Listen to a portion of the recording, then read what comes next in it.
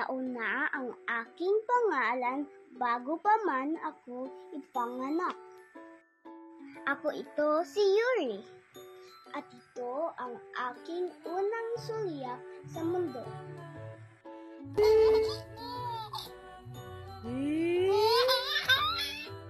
Natutunan ko kung paano magsalita at ipahayag ang aking sarili bago ko magawa ang aking unang hakbang. Sa tingin ko, mas ikinagalak ito ng aking ina at ama kaysa sa akin. Inalay ako sa Diyos noong 3 buwan ako.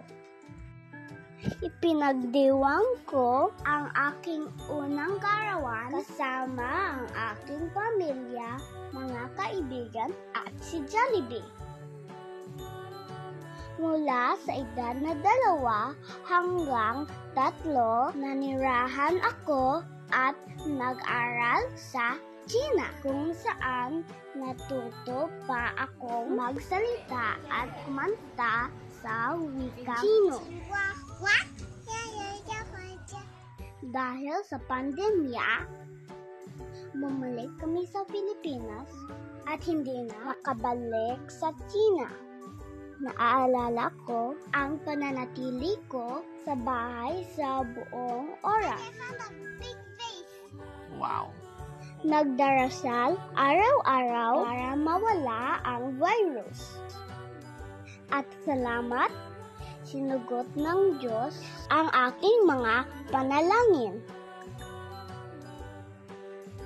Sa edad na 5, nagsimula akong mag-aral sa CPU, kung saan nagkaroon ako ng maraming kaibigan at mas nakilala ko ang Diyos.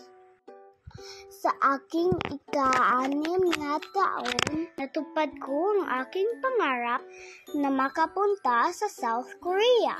Sama ang aking pamilya, lahat ay dahil sa paborito kong K-pop group na Twice.